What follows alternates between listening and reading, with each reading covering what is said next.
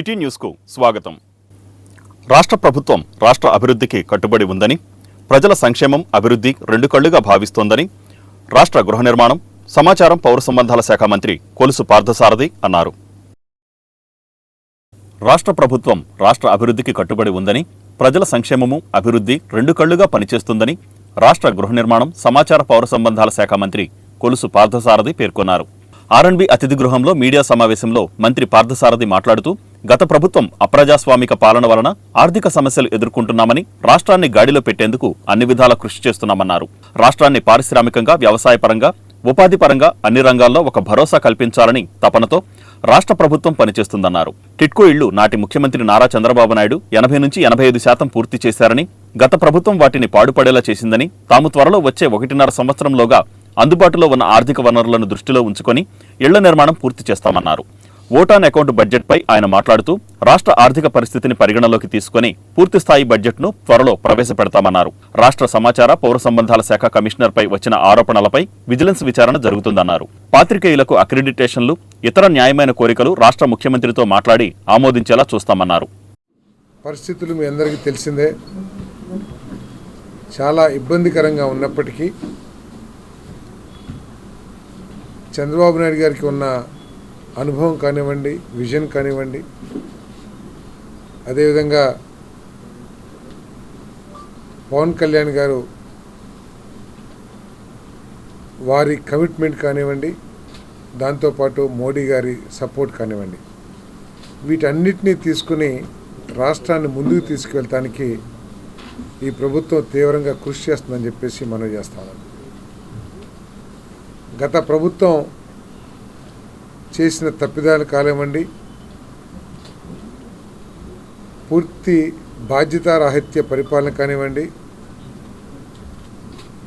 చట్టాలని, రూల్స్ని, జీవోల్ని అన్నిట్లో తుంగలో తొక్కి అప్రజాస్వామికంగా చేసిన పరిపాలన మూలంగా ఈరోజు రాష్ట్రం తీవ్ర సమస్యలు ఎదుర్కొంటున్నా కూడా వాటన్నిటినీ సరిదిద్ది రాష్ట్రాన్ని గాడిలో పెట్టడానికి ఈ ప్రభుత్వం కృషి చేస్తుందని చెప్పేసి మనం చేస్తామని నేను ఈ రాష్ట్రాన్ని పారిశ్రామికంగా, వ్యవసాయకంగా, అదేవిధంగా ఉపాధి రంగంలో కానివ్వండి, ఉపాధి పరంగా అన్ని రంగాల్లో కూడా ముందుకు తీసుకెళ్ళి ఒక భరోసా కల్పించే ప్రభుత్వాన్ని, పరిపాలనని అందించాలని చెప్పేసి ఈ ప్రభుత్వం ప్రయత్నం చేస్తూ ఉంది. దురదృష్టం ఏమిటంటే ప్రతిపక్షం కానివ్వండి, లేకపోతే వైఎస్ఆర్ కాంగ్రెస్ పార్టీ కానివ్వండి, పూర్తి బాధ్యతారహితంగా ఉండి అప్రజాస్వామికంగా రాష్ట్రం మీద చెడ్డ పేరు తీసుకొచ్చే విధంగా రాష్ట్ర ప్రతిష్టని దిగజార్చడానికి ప్రయత్నం చేస్తున్న విషయం మనందరం కూడా చూస్తా ఉన్నాం. ఈరోజు ప్రజాస్వామ్యాన్ని కాపాడాలని మాట్లాడుతున్న వైఎస్ఆర్ కాంగ్రెస్ పార్టీ ఏదైతే ఉందో, మీ అందరికి కూడా జ్ఞాపకం ఉంటుంది, దేశ చరిత్రలో ఏ రాజకీయ పార్టీ కూడా చేయని అప్రజాస్వామిక తీర్మానాన్ని చేసిన పార్టీ అది. పొట్టి శ్రీరాములు బలిదానం పుస్తకాన్ని చదివితే కొన్ని రోజులు నిద్ర పట్టలేదని అవనిగడ్డ ఎమ్మెల్యే మండలి బుద్ధప్రసాద్ అన్నారు. పొట్టి శ్రీరాములు బలిదానం పుస్తకం చదివితే కొన్ని రోజులు నిద్ర పట్టలేదని అవనిగడ్డ ఎమ్మెల్యే మండలి బుద్ధప్రసాద్ అన్నారు. చల్లపల్లిలో ఆర్యవైశ్య సంఘ సమావేశంలో బుద్ధప్రసాద్ ప్రసంగిస్తూ, భాషా ప్రయుక్త రాష్ట్ర సాధన కోసం నిరాహార దీక్ష చేసి ప్రాణత్యాగం చేసిన పొట్టి శ్రీరాములు ఆదర్శ పురుషుడన్నారు. తెలుగు రాష్ట్ర సాధన కోసం పొట్టి శ్రీరాములు చేసిన నిరాహార దీక్షతో ఆయన ఆరోగ్యం నానాటికి క్షీణించి కృషించిన వైనం బలిదానం పుస్తకంలో చదివితే నేటి తరాలకు ఆయన ఔన్నత్యం అర్థమవుతుందని తెలిపారు. పొట్టి శ్రీరాములు వంటి మహనీయుల త్యాగాలను నేటి కాలంలో ప్రతి ఒక్కరూ తెలుసుకోవాల్సిన ఆవశ్యకత ఉందన్నారు. ఈ సందర్భంగా ఎమ్మెల్యే బుద్ధప్రసాద్ను ఆర్యవైశ్య సంఘం ఆధ్వర్యంలో ఘన సన్మానం జరిగింది. ఆర్యవైశ్య సంఘం అధ్యక్షులు అన్నవరపు పాండురంగారావు, కార్యదర్శి వరద హరిగోపాల్ ఘనంగా సత్కరించారు.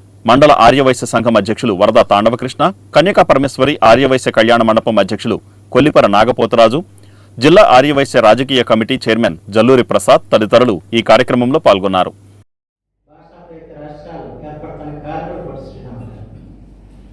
వారు మనకు ఆదర్శ పురుషులు. వారు ఏ ఆశయాలతో అయితే ఈ రాష్ట్రాన్ని, దేశాన్ని స్వాతంత్రం తెచ్చారో ఆశయాలు ఈ రోజు కూడా పూర్తిగా మనం సాధించుకోలేని పరిస్థితి ఉంటుంది. ఆ మహిళ త్యాగం నాకు ఒకసారి గుర్తుకొస్తే చాలా బాధ అనిపిస్తుంది. పొట్టి శ్రీరాములు గారిది బలిదానం పుస్తకం చదివేది. బలిదానం పుస్తకం చదివితే నేను కొన్ని రోజుల పాటు నేను నిద్రపోవాలి, నిద్ర రాదు. అంటే ఆయన ఆరోగ్యం ఎట్లా క్షీణిస్తూ వచ్చింది ఉపవాసం చేసినప్పుడు. అదంతా నిమిషం జరుగుతున్న, గంటకు జరుగుతున్న పరిణామ క్రమంలో దాటి రాశారు. అంటే ఒక మనిషి ఏ విధంగా కృషించిపోయాడు, చివరికి ఎలా ఆనందపడాడు, ఎలా కలిసిపోయాయి. ఇదంతా రాస్తే ఏంటి ఆయన దేశం కోసం చేసిన త్యాగం అది. నిజంగా నాకు ఏదైనా పుస్తకం చదివితే నిద్రపట్టిన పుస్తకం ఏదైనా అంటే పరశురాముల బలిదానం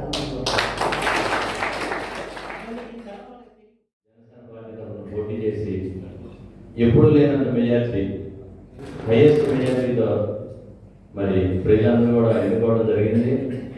వారు ఎలక్షన్ ముందు కూడా మన ఆర్యవేశాన భవనానికి వచ్చి మన సంఘ సభ్యులను ఉద్దేశించి వారికి చలపరితో ఉన్న అనుబంధంతో పాటు ఆర్యవేశంతో ఉన్నటువంటి అనుబంధాన్ని కూడా గుర్తు చేసుకోవడం జరిగింది. మరి మనందరం కూడా వారిని శాసనసభ్యులుగా అత్యధిక మెజార్టీతో దివిజం ప్రజలందరూ కూడా ఎన్నుకోవడం జరిగింది. మంచి వ్యక్తికి ఎప్పుడు కూడా మంచి జరుగుతుంది అన్నట్టుగా మరి 4వసారి చరిత్రలో, అరణ్యగడ్డ చరిత్రలో ఎప్పుడు లేనటువంటి విధంగా 4వసారి ఎంపీ బాలశౌరి కృషితో మచిలీపట్నానికి డ్రైనేజీ వ్యవస్థ ఏర్పాటుపై అధ్యయనం చేసేందుకు ఢిల్లీ నుంచి వచ్చిన బృందం విస్తృతంగా పర్యటించింది. ఎంపీ బాలశౌరి కృషితో మచిలీపట్నానికి డ్రైనేజీ వ్యవస్థ ఏర్పాటుపై అధ్యయనం చేసేందుకు ఢిల్లీ నుంచి వచ్చిన బృందం విస్తృతంగా పర్యటించింది. స్ట్రామ్ వాటర్ డ్రైనేజీ నెట్వర్క్పై నేటి నుండి మచిలీపట్నంలో కేంద్ర బృందం అధ్యయనం చేపట్టింది. ఎన్నో ఏళ్లుగా మచిలీపట్నం వాసులు పడుతున్న డ్రైనేజీ అవస్థలకు త్వరలోనే స్వస్తి పలికేందుకు ప్రణాళిక రూపొందించి సత్వరమే ఈ పనులు ప్రారంభించాలని ఎంపీ బాలశౌరి ఈ బృందాన్ని పంపారు. బాలశౌరి అభ్యర్థన మేరకు ఢిల్లీ నుంచి PHO నుంచి doctor Ramakant, ministry of urban affairs నుంచి ఆరిత్ర దాసు, చీఫ్ ఇంజనీర్ ఆంజనేయులు, ఇతర సాంకేతిక సిబ్బంది మచిలీపట్నంలో డ్రైనేజీ వ్యవస్థ ప్రక్షాళనకు విస్తృతంగా పర్యటించారు. ఎంపీ బాలశౌరి ఆదేశాలతో కేంద్ర బృందానికి మచిలీపట్నం మున్సిపల్ సిబ్బంది పూర్తి సహకారం అందిస్తోందని మున్సిపల్ కమిషనర్ బాపిరాజు తెలిపారు. ఈ ప్రాజెక్టుకు దాదాపు 150 కోట్ల రూపాయల వ్యయం కాగలదని ఆయన వివరించారు. నమస్కారం. ఈరోజు మరి గౌరవ మినిస్టర్ గారు శ్రీ కొల్లు రవీంద్ర గారు, అదేవిధంగా గౌరవ ఎంపీ గారు శ్రీ బాలశౌరి గారు ఆదేశాల మేరకు ఢిల్లీ నుంచి CEE-PHO central public health and engineering organisation, అదేవిధంగా మినిస్ట్రీ ఆఫ్ అర్బన్ అఫైర్స్ నుంచి ఉన్నతాధికారులు మచిలీపట్నం రావడం జరిగింది. సమగ్ర అధ్యయనం చేయడానికి, అంటే ఇక్కడ ఉన్నటువంటి వరద నీరు, ఫ్లడ్ వాటర్, హెవీ రైన్ వచ్చినప్పుడు పోవడానికి పెద్ద స్థాయిలో కాలువలు కావాలి కాబట్టి స్ట్రామ్ వాటర్ డ్రైనేజ్ ఇప్పటి వరకు 2001 నుంచి కూడా ఒక 5 ప్రాజెక్టులు మనం స్టార్ట్ చేసాం. 5 ప్రాజెక్టులు కూడా ఫండ్స్ లేకపోవడం వల్ల మధ్యంతరంగా ఆగిపోవడం జరిగింది. UID SSMT కానీ, అదేవిధంగా అమృత్ 1 కానీ, అదేవిధంగా స్టేట్ ప్లాన్ గ్రాంట్ నుంచి తీసుకున్నటువంటిది కానీ వేరే గ్రాంట్లు కూడా ఉన్నాయి. ఎన్నిటిలోని కూడా 100% ఏ రోజు కూడా మనకు పూర్తి కాకపోవడం వల్ల డ్రైనేజ్ నెట్వర్క్ అనేటువంటిది 100% మనకి కలవలేదు. ఇప్పుడు ఈ గ్యాప్స్ ఏవైతే ఉన్నాయో దగ్గర 175 గ్యాప్స్ ఐడెంటిఫై చేయడం జరిగింది. ఈ 175 గ్యాప్స్ని ఏ విధంగా మనం కలపాలి, ఫైనల్గా ఈ నీళ్లు ట్రీట్మెంట్ చేసి శుద్ధి చేసినటువంటి వాటర్ని సముద్రంలో కలపడానికి సీవేజ్ ట్రీట్మెంట్ ప్లాంట్ మరియు స్ట్రామ్ వాటర్ డ్రైనేజెస్, ఈ రెండాటిని లింకప్ చేసుకుంటూ సమగ్ర అధ్యయనం చేయడానికి వచ్చారు. సుమారు 100-150 కోట్ల వరకు వాల్యూ ఉంటుంది ఫైనల్గా ఎస్టిమేట్ అయ్యేటప్పటికి. అదంతా కూడా సమగ్ర అధ్యయనం చేయడానికి ఢిల్లీ నుంచి వచ్చినటువంటి ఉన్నతాధికారులకి ఈ పని కూడా ఎక్స్ప్లెయిన్ చేయడం జరుగుతుంది. మన మచిలీపట్నానికి డ్రైనేజీ వ్యవస్థ అస్తవ్యస్తంగా ఉండటం గత నుంచి మనందరికీ తెలిసిందే. ఒక పెద్ద వాన పడితే మచిలీపట్నం కోనేరు సెంటర్, బస్ స్టాండు, అట్లాగే మన సాయిబాబా సెంటర్, జిల్లా కోర్టు సెంటర్, లక్ష్మీదేవి సెంటర్ ఇవన్నీ కూడా మునిగిపోతాం అనేది మనం చూస్తూనే ఉన్నాం. దీనికి ఎట్టి పరిస్థితుల్లో అయినా గతంలో కొల్లు రవీంద్ర గారు కానీ, ఎంపీ బాలశౌరి గారు కానీ ఈ డ్రైనేజీ వ్యవస్థని ఒక సక్రమైన మార్గంలో పెడతానికి సెంట్రల్ టీంతో మాట్లాడి, కేంద్ర ప్రభుత్వం మాట్లాడి ఆ టీంను మేము పంపించి దానికి డ్రైనేజీ వ్యవస్థకి ఎంత నిధులు కావాలో అవన్నీ కూడా కేంద్ర ప్రభుత్వ మంత్రులతో మాట్లాడి చంద్రబాబు గారితో పవన్ కళ్యాణ్ గారితో మాట్లాడి దీనికి నిధులు సమకూర్చడానికి వారు శ్రీకారం చుట్టడం జరిగింది. ఈరోజు కేంద్ర ప్రభుత్వం నుంచి మరి అధికారులు వచ్చి దీన్ని పర్యవేక్షణ చేసి ఈ కాలంలో యొక్క పరిస్థితి, ఇక్కడ లైన్ ఎలా ఉంది, ఏంటి, దీనికి ఎంత ఖర్చు అవుతుంది అనేది ఒక ముందు అంచనా బడ్జెట్ వేసుకోవడానికి ఇంజనీర్లు వచ్చారు. వీరి తర్వాత ఇంకో బృందం వస్తుంది. కాబట్టి ఈరోజు మరి బండి రామకృష్ణ గారు, పల్లపాటి సుబ్రహ్మణ్యం గారు, అదే బచ్చుల అనిల్ గారు, మరి ఈ మన బండి రామకృష్ణ గారు, ఇంకా మేమందరం కూడా వారితో పాటు ఉండటం జరిగింది.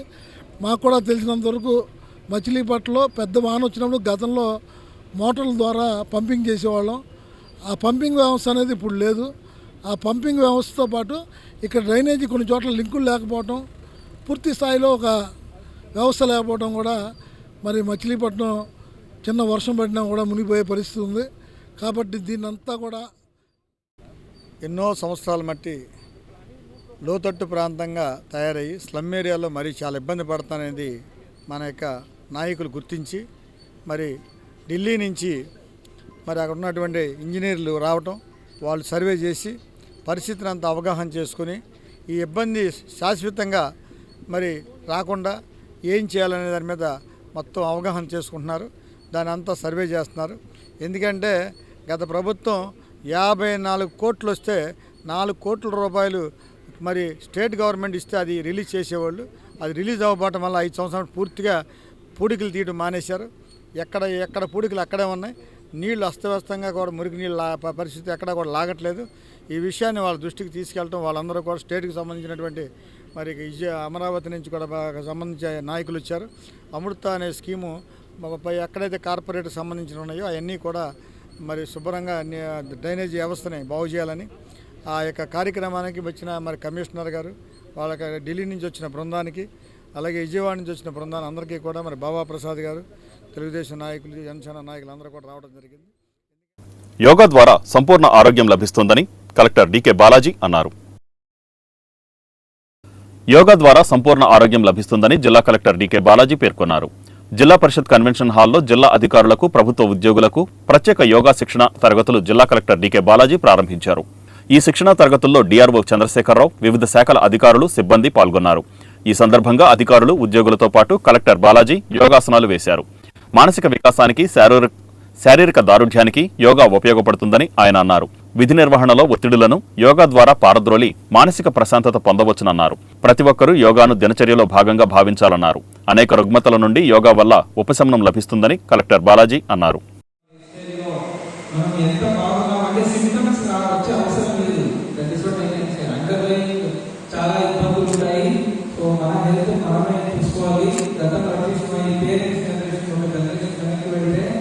వాటికి ఈ సమస్య లేదు.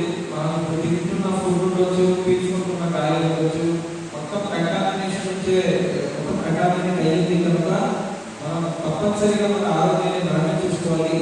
ఒక్కసారి మన హెల్త్ చేంజ్ అయిపోయినప్పుడు తర్వాత మళ్ళీ మనం ఇబ్బంది పడడం కన్నా రోజు మనము ఆరోగ్యాన్ని పట్ల దృష్టి పెట్టడం చాలా చాలా ఇంపార్టెంట్. దాంట్లో భాగంగా మనము ఈ యొక్క మన జిల్లా స్థాయిలో ఈ యోగా కార్యక్రమాన్ని ఏర్పాటు చేయడం జరిగింది. సో దీన్ని మనము సీరియస్గా తీసుకొని అందరూ కూడా ఇది ఎవరి కోసం కూడా మనం చేసే అవసరం లేదు, మన కోసం. ఏదైనా చిన్న చిన్నగానే స్టార్ట్ అవుతుంది. అందరికీ కొత్తగా స్టార్ట్ అయినప్పుడు బిగినింగ్లో కొంచెం నేర్చుకుంటూ కొద్ది రోజుల తర్వాత అందరికీ అలవాటు అయిపోయి ఇది రిసర్చ్ చెప్తుంది. మనం ఏదైనా ఒకటి 20 డేస్ కంటిన్యూస్గా చేస్తే ఒక ఆయిల్ పామ్ తోటల సాగు రైతులను ఆర్థికంగా నిలబెడుతుందని జిల్లా కలెక్టర్ డీకే బాలాజీ అన్నారు. ఆయిల్ పామ్ తోటల సాగు రైతులను ఆర్థికంగా నిలబెడుతుందని జిల్లా కలెక్టర్ డీకే బాలాజీ అన్నారు.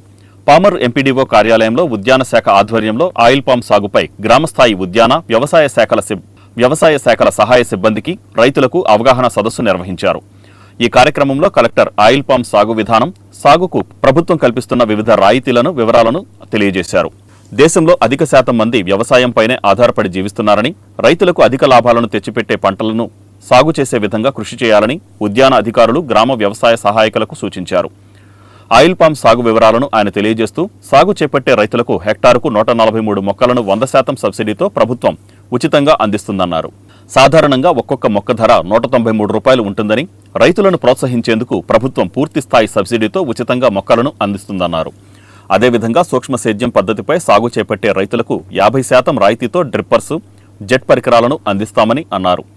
ఒకసారి నాటిన మొక్కలతో 40 సంవత్సరాల వరకు 15 రోజులకు ఒకసారి పంటను కోస్తూ నిరంతర ఆదాయాన్ని పొందవచ్చని, ఖర్చులు పోను హెక్టారులో పంటకు 50 నుంచి 60 వేల రూపాయల వరకు నికర ఆదాయాన్ని రైతులు పొందవచ్చన్నారు.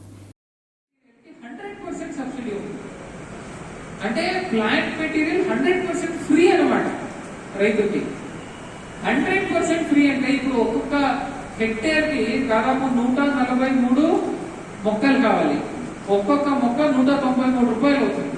మీరు అలాగే లెక్కేసుకున్న ఒక హెక్టేర్ కి ఏం లేదన్నా దాదాపు 28,000 దాకా రైతుకి గవర్నమెంట్ 100% ఫ్రీ చేస్తుంది. ఫస్ట్ ఫర్టిలైజర్ వరకు ప్లాంట్ మెటీరియల్ అయిపోయింది.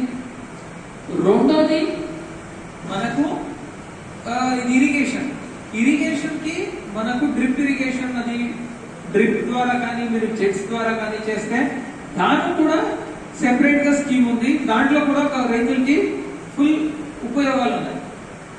ఈ రెండు తర్వాత ఇంకా లేబర్, ఫర్టిలైజర్ ఇవన్నీ తీసుకుంటే మనకు ఈ మెయింటెనెన్స్ కని ఫస్ట్ 4 years హెక్టేర్ కి ప్రభుత్వం 5,625 రూపాయలు ఇస్తుంది. అంటే టోటలీ 100% ఫ్రీ అయినట్టే లెక్క. ఇన్పుట్స్ ఇవన్నీ రైతు నుంచి ఏం ఎక్స్పెక్ట్ చేస్తుంది ప్రభుత్వం? శ్రమ, లేబర్ ఒకటే ఎక్స్పెక్ట్ చేస్తుంది. దాన్ని కొద్దిగా దృష్టి పెట్టి కష్టపడి చేసేది మాత్రమే ఎక్స్పెక్ట్ చేస్తుంది ఆయిల్ పామ్. సరే, ఇంత అయిపోయింది, ఇవన్నీ చేసాము, రైతు బాగా ఆయిల్ పామ్ ని పండించాలనుకుంటాము. తర్వాత నెక్స్ట్ మార్కెట్ పరిస్థితి ఏంటి అనేది నెక్స్ట్ క్వశ్చన్. మార్కెట్ వరకు మనం ఆలోచిస్తే ఇప్పుడు మనం ఏ పంట అయినా కూడాను మనకు మార్కెట్ ఎలా ఉంటుందో అలా జరుగుతుంది. అంటే ఒకసారి రేట్ ఎక్కువ ఉండొచ్చు. రేట్ ఎక్కువ ఉన్నప్పుడు రైతులకు ఇన్కమ్ ఎక్కువ వస్తుంది. కొన్ని టైమ్స్ పంట చేతికి వచ్చే టైంలో రేట్లు పడిపోయి ఉంటాయి. అలాంటి రైతులకు అన్ని నష్టం జరుగుతుంది. అవునా కదా? కానీ ఆయిల్ పామ్ లో ఒక స్పెషాలిటీ ఏమంటే ఆయిల్ పామ్ కే ఒక చట్టం ఉంది. అజ్మీర్ బాబా సేవా సమాజం ఆధ్వర్యంలో బాలగంగాధర్ తిలక్ జయంతిని ఘనంగా నిర్వహించారు. అజ్మీర్ బాబా సేవా సమాజం ఆధ్వర్యంలో బాలగంగాధర్ జయంతిని ఘనంగా నిర్వహించారు.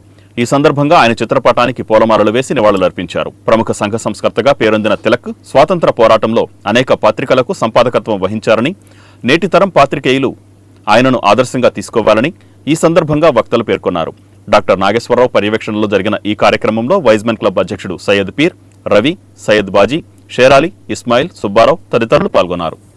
కలిగి ఉండాలి. బాలగంగాధర్ తిలక్ మహారాష్ట్ర రత్నగిరి జిల్లాలో మరాఠీ బ్రాహ్మణ్ కుటుంబంలో 23 జూలై 1856 జన్మించారు. బాలగంగాధర్ తిలక్ స్వాతంత్ర సమర యోధులు. భారత మాత దాస్య విముక్తి కోసము భారత మాత స్వరాజ్య పోరాటాల్లో పాల్గొన్న తొలి త్యాగమూర్తుల్లో అగ్రగణ్యులు బాలగంగాధర తిలక్. భారత మాత స్వరాజ్య పోరాటాల్లో పాల్గొన్న తొలి త్యాగమూర్తుల్లో అగ్రగణ్యులు బాలగంగాధర తిలక్. స్వరాజ్యం నా జన్మ హక్కు అని చాటి చెప్పిన మహనీయులు. స్వేచ్ఛ నా జన్మ హక్కు, దానిని నేను పొందుతాను అని నినదించారు. భారత జాతిని స్వాతంత్ర సమరోత్సాహంతో జాగృతి చేసిన మహనీయులు. కేసరి, మరాఠా పత్రికలను స్థాపించి వాటి ద్వారా ఆంగ్లేయులు భారతీయులపై చేయుచున్న అరాచకాలను ఖండించారు. 1908లో ఆంగ్లేయులు ఆయన్ని జైలులో నిర్బంధించారు. జైలులో ఉంటూనే గీతా రహస్యం రచన చేశారు. మిక్కిలి ఆదరణ పొందినది. బాల్య వివాహాలను ఖండించారు. ఆయన ఆశయాలు సదా అనుసరి. స్వాతంత్రం లేకపోతే నిర్భయంగా బ్రతకలేము. అందుకే ఆనాడే బాలగంగాధర తిలక్ స్వరాజ్యమే నా జన్మ హక్కని ప్రకటించారు. భారతదేశంలో బ్రతికే ప్రతి పౌరుని జన్మ హక్కు స్వరాజ్యం. ఆయన తెలుగు కవి, గొప్ప దేశభక్తుడు, స్వాతంత్ర సమరయోధుడు. స్వాతంత్ర పోరాటాన్ని దేశ ప్రజలలో స్వాతంత్రం అనే స్ఫూర్తిని నింపిన వారు. మహాత్మా గాంధీకి పూర్వం హైందవ సంస్కృతికి విప్లవ భావాలతో విదేశీయులపై పోరాటం సాగించిన వారు. లోకమాన్య బిరుదు పొందారు. జైలు జీవితం అనుభవించారు. మవ్వ మండలం అయ్యంకిలో యువకుడు రాజులపాటి రామకృష్ణ అనుమానాస్పద స్థితిలో మృతి చెందాడు. మవ్వ మండలం అయ్యంకిలో యువకుడు రాజులపాటి రామకృష్ణ అనుమానాస్పద స్థితిలో మృతి చెందాడు.